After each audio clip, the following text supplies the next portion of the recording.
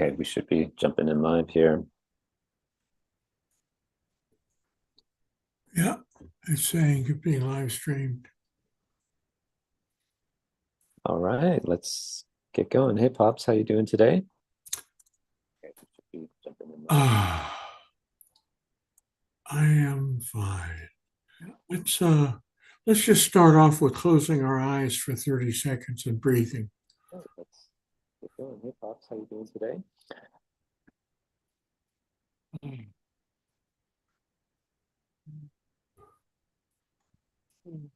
Let's just start off with closing.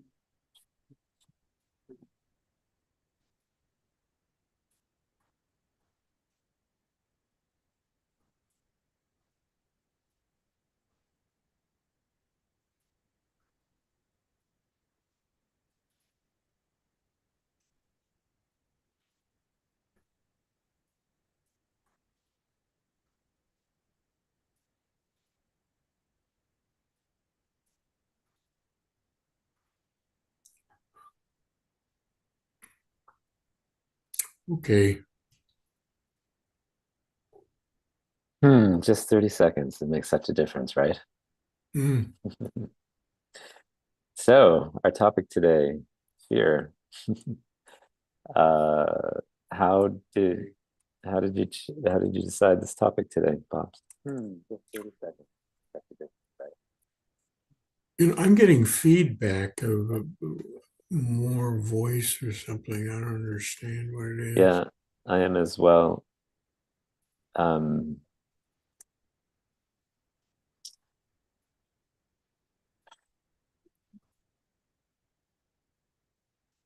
So why don't we see what we can do? Uh,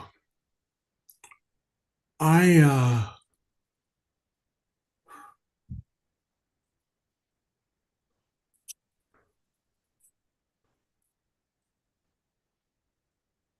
I you know this, most people aren't going to know, but I have experienced anxiety and depression since I was a young child. Violent household. Uh,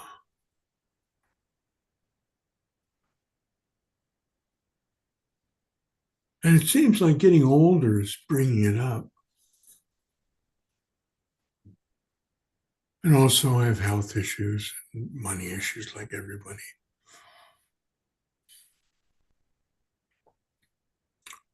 Meditation has always been my refuge because meditation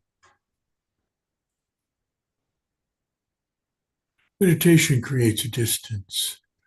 Meditation supports the watcher, the observer, the witness, which means disidentifying from thoughts and fears and emotions so we can have some distance, have some perspective.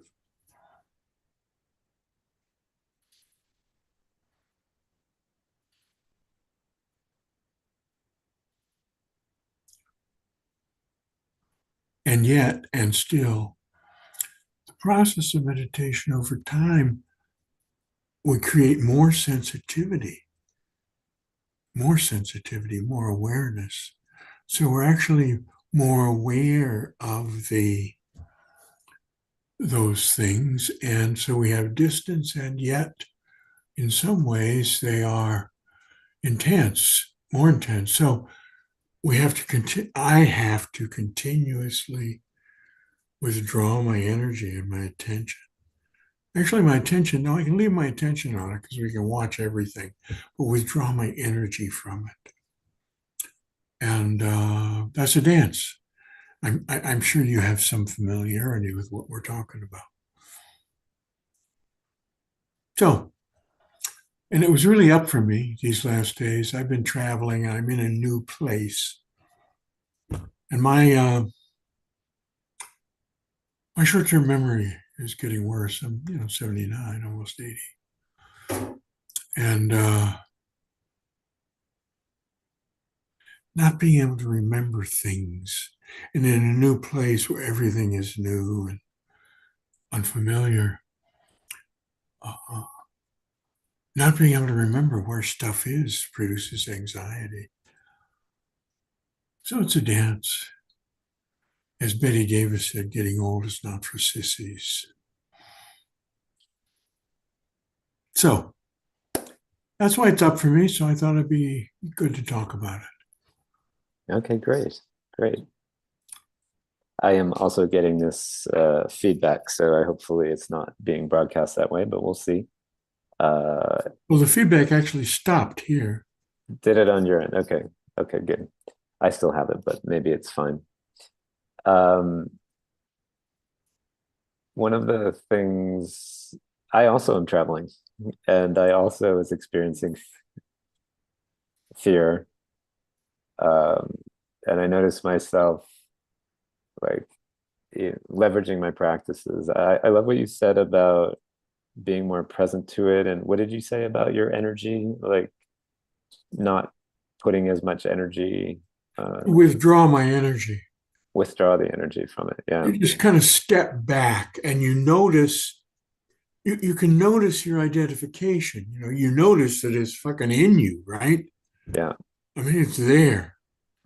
So if you step back into the watcher, Osho used to say it was like behind us, to step back into that awareness and to leave, to create distance from you and those feelings and fears.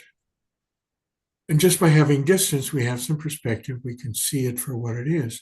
Now, because we have a whole life from early life of being, we have rejection, we have abandonment, we have judgment, all that stuff that happened, right? So it's deeply, deeply conditioned. It's not like we get distance once and we go, oh, okay, that's it. Good. Nope.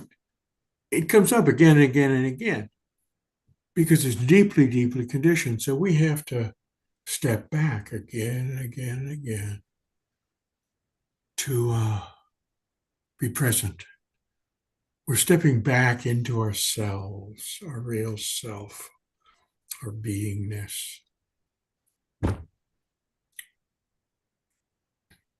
Yeah. One of the things that, strikes me, uh, both in my business, endeavors, pretty much all of my endeavors, anytime something is uncomfortable, where I'm, moving out of the norm and the safe kind of known, I experience anxiety, and it's getting much better through the work that we've done together, where it doesn't dominate me much and as much, and I'm not fighting against it the whole time. But then there's another level of unknown or things that I'm not comfortable with, uh, that even amplify it more. So it seems like there's always levels. And one of the things that I am exploring is I find myself motivating myself through anger to push through the fear. Uh, and I don't really like that energy source. And it's exhausting. um, and I find that, my attempts at moving from anger to loving myself and, accepting has me kind of stop and be kind of inactive. And so I'm trying to locate a place where I can act through the fear. Um, so just curious what you have to say about that. So both fear and anger are mind. Mm-hmm. Both fear and anger are mind, primarily driven by the unconscious mind, early life stuff. So fear and anger are at the same level. Mm. And as a matter of fact, the reason you go to anger, you do that habitually, don't you? 100%. Okay. So it's how the machine operates. It's how people are. Mm. We don't like fear, so we move to anger so that we can be strong and aggressive in the anger, Mm. right? Now, it depends. Different personalities are different. Some people just collapse. And I'm pretty sure that we both have experienced collapse as well, right? Yeah. So sometimes, but we don't want to collapse, do we? No. No, we don't No. want to collapse. So we go to anger because those are our options. Mm, Push, for anger is forward. If we don't go forward and we're feeling fear, the alternative is collapse, some form of collapse. And that's even worse. That feels worse than the anger. So we go to anger. But they're both just mind, emotion, and they are both that which we that from which we must disidentify, mhm. that we move back and watch. I remember Osho saying, he said, sometimes I feel like a little bit of a fraud. He said, I'm like a doctor with only one medicine. You come to me with all your ills, fear, anger, desire, relationship problems, blah, blah, blah. And I listen and I nod. And then I give you the only medicine I have, which is meditation. So that's kind of where it's at. Whatever it is, if we repress it and reject it or indulge it, whatever, we're still in it. Mhm. The only way through is in. The only way through this stuff is to go in ourselves more and more and be more and more aware. That's all we can do. Now, that's not all we can do. I mean, you can take drugs and stuff. And I'm not saying one shouldn't do those things uh, because they can help. But apart from and again, the meditation doesn't have to be close your eyes meditation. Just like for you, getting on your bike and riding, Yeah. that brings you into your body and you're really going so you can't be thinking as much. It's a real meditation. Mm. So dancing can be a meditation. I mean, walking in the woods is a great meditation. So, but it's all about coming back to ourselves and being quiet, more quiet inside somehow Mhm. by using those tools. And then from that space, there can be a more, I don't know, healthy engagement of the mind, like we're using the mind, right? When we take action and, there's Sure. operating on top of the fear. Say again. What did you say? There's operating on top of the fear and pushing it down, like you said. And I don't like that metaphor. mhm. Getting on top of the fear, pushing it down is still identified. Well, that's what I meant. That like that's a thing of operating on top of the fear, but it's not, the No, no, the no, no. space we're at. These distinctions are important. Okay. It's not getting on top of the fear, it's stepping back from the fear. Sure. I agree with you. I was just referencing that often we can operate on top of the fear and Oh, you're yeah, taught. that's what we Yeah. do. Yeah. That's what we do. But again, if you think about it, it's the very nature of repression and suppression. We're on top of it, pushing it down. Mhm. But that's painful. Suppression, repression. We know how that feels, right? Yeah. Yeah. Yeah. It's imagine many people habitually do these things, the working against them. Everybody, Yeah. everybody, more or less. Yeah. So, for people either in their personal lives, whether it's, in their relationships, marriage, uh, even creative pursuits, work, how would what are some practices people can do in the heat of it, when it's up and shit needs to get done? or action needs to be taken, or even you want to take action, but you're stopped. Well, everything would simply be a way to remember. Mhm. And that's what we're talking about. You're saying, how do we remember to remember? Mm. And in general, the answer is practice. Mhm. We got to practice all the time with it. We got to learn to make it something we do. It has to become habitual. It's the same way the emotional reactions became habitual. So that's practice. Self-hypnosis is good to remind. Uh, I've taught self-hypnosis, and it can be helpful. I've done self-hypnosis myself a lot. Um, I used to lead hypnosis groups, self-hypnosis groups. That's a very useful thing and very easy to find online. It's a ton of stuff for self-hypnosis online. Um, One thing we can do is just now, think of a time when you were, or actually, do you have any anxiety going on right now? I did in getting, prepped for the show. I'm Okay, here so with tune friends. into it. Tune into Yeah. that anxiety. Tune into that anxiety.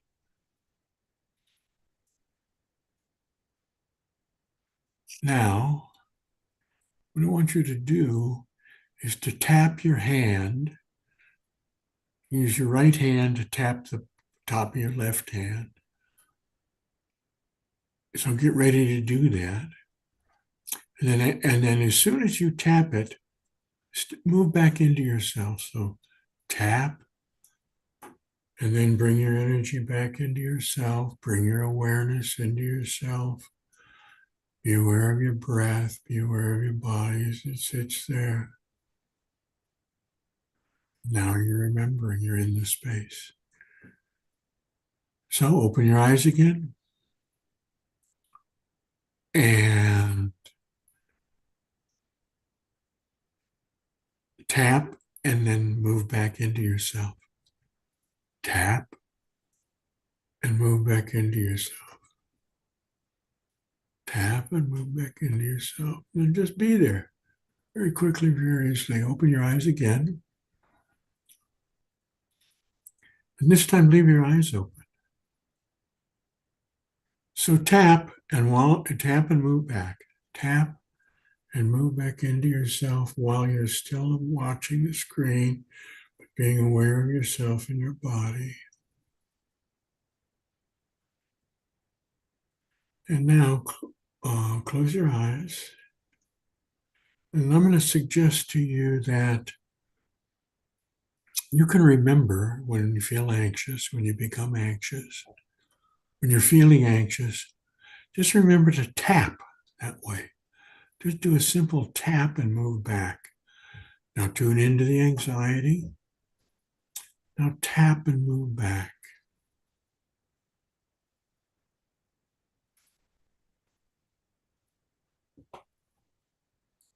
Open your eyes. And while you're with your eyes open, tap and move back into yourself.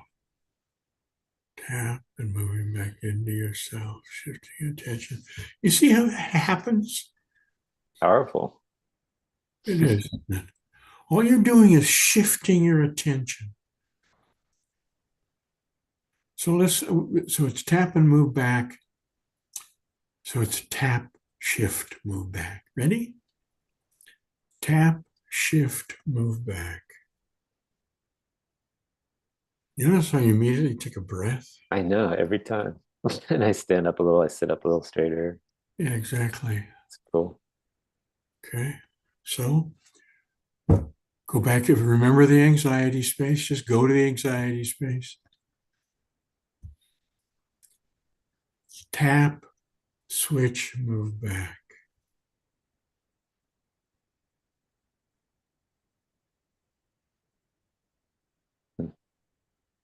It actually can be fine to do if you're by yourself and it's happening, or you can say it to yourself. You can say, when you tap, you can say, switch, move back.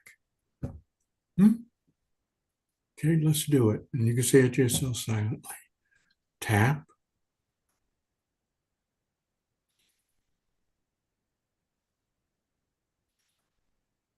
Works, huh? There's the breath.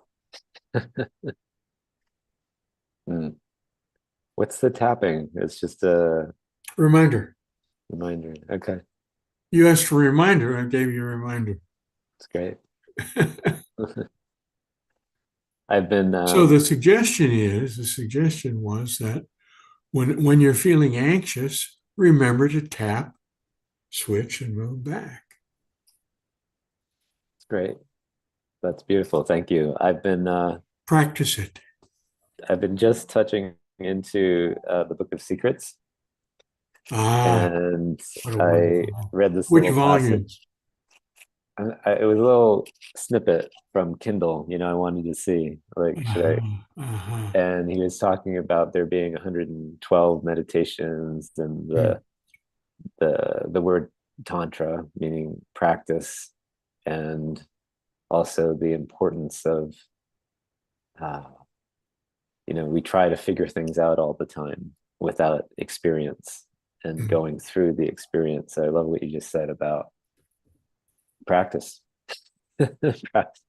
And I'm asking questions. What's the tap to? My mind wanting to understand it.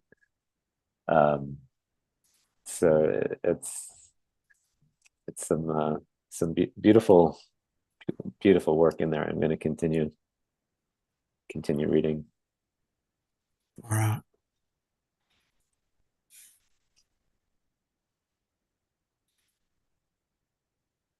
So, um,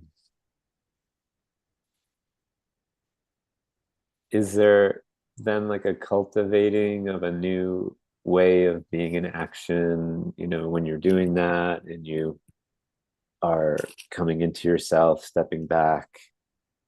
I felt a clearing, and then you kind of act from that space. And when Yeah, you you just notice the come from anxiety, there. mhm, You just come from there. In a way, you've moved where you're standing from or sitting from. mhm, You mhm, moved your ground of being. You have moved your ground of being. mhm, So once you're in that ground of being, then you just do whatever you do, take action. mhm. And then we lose ourselves, again and again and again, we lose ourselves back into the emotions. The conditioning is very strong. So tap, shift, and we're back. Tap, shift, back. I said Great. switch. It's tap, shift, back. Okay, switch. Better tap, shift, back. Anyway, Yeah, I mean, I just made it up, so.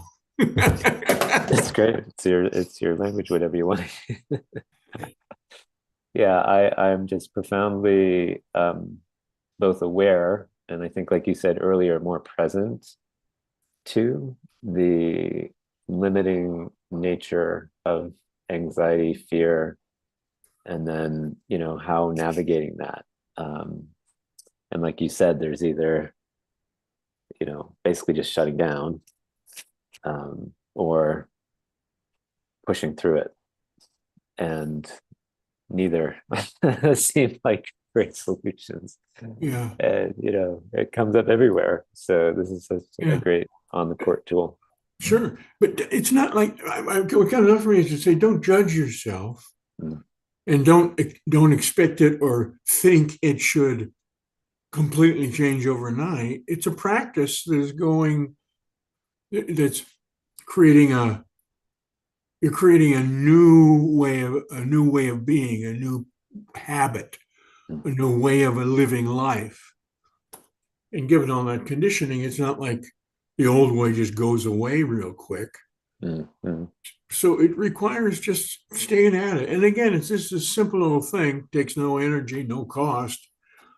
But the mind won't like it because it wants to stay in control. It wants to do the stuff that it thinks is necessary. Now understand your mind is basically driven by a 4-year-old.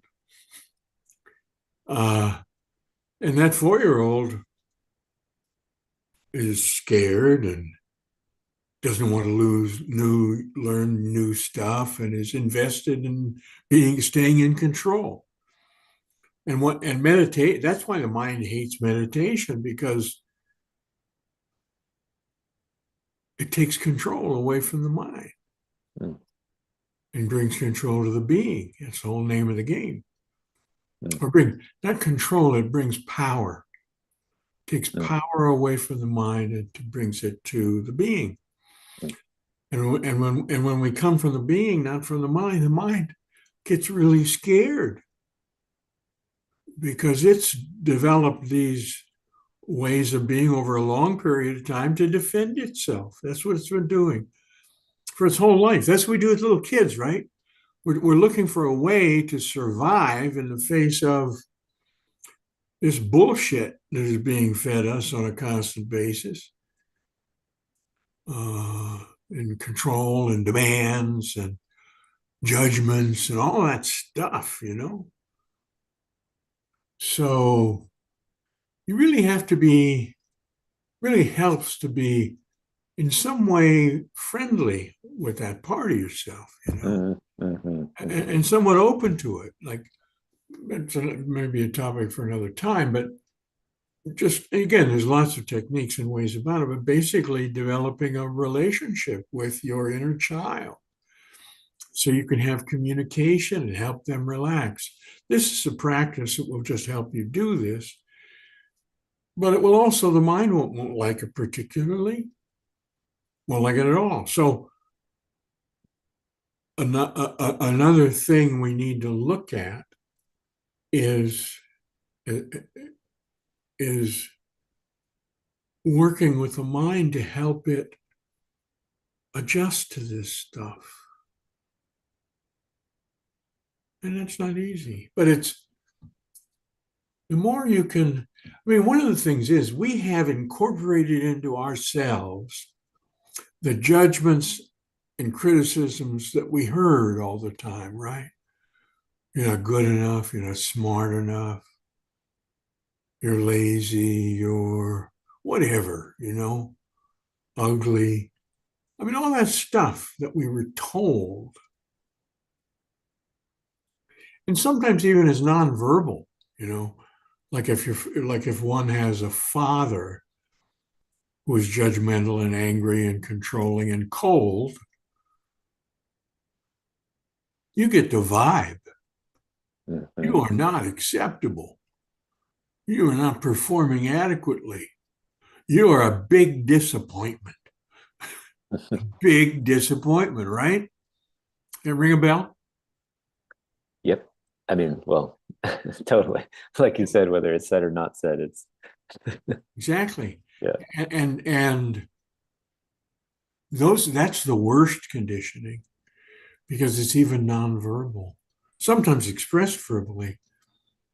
How many times have we felt a parent judge us, find us wanting, feel resentment or anger toward us, even if it's not expressed verbally?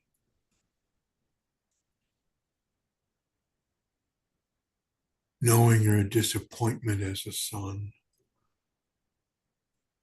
it's a bitch. Yeah.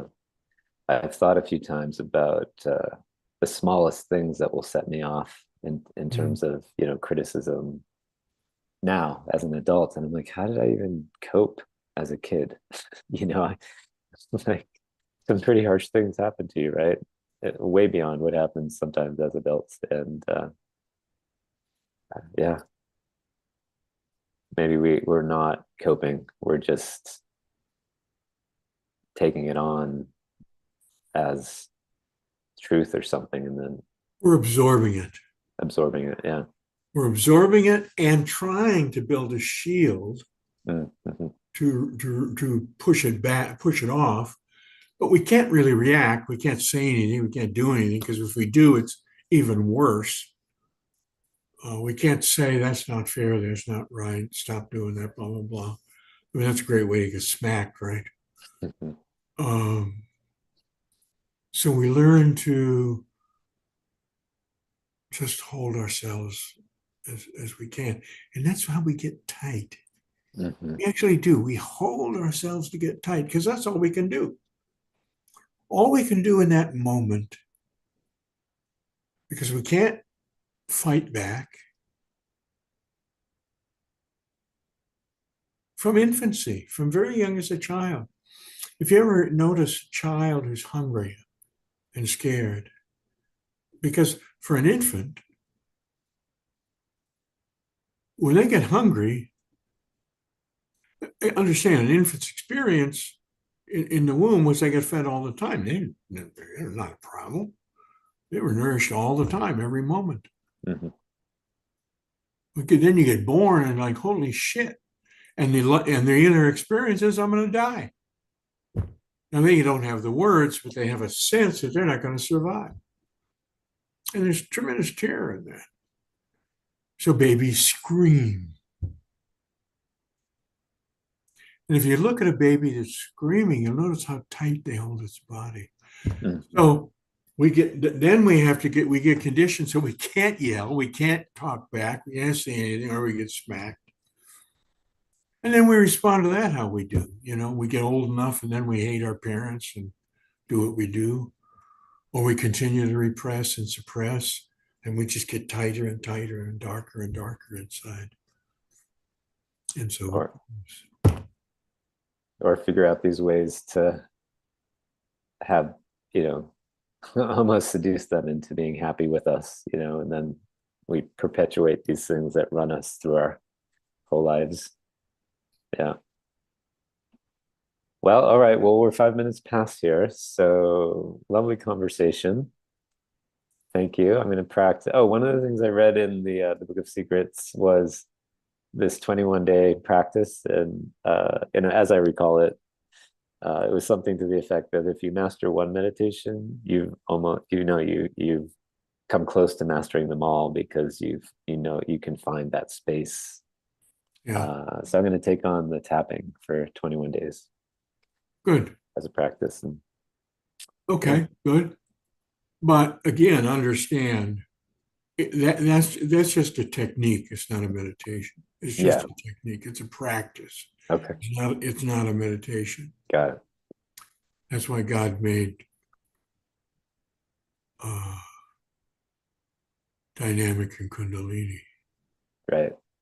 I've been thinking about taking dynamic on again, but this morning I went for a run. That was my dynamic. I know it's not the same, but Well, um, in a sense, it isn't the same because you're not yelling and screaming and then it doesn't do the parts, but it is still a meditation. yeah. All right, Okay, folks. Love you. namaste.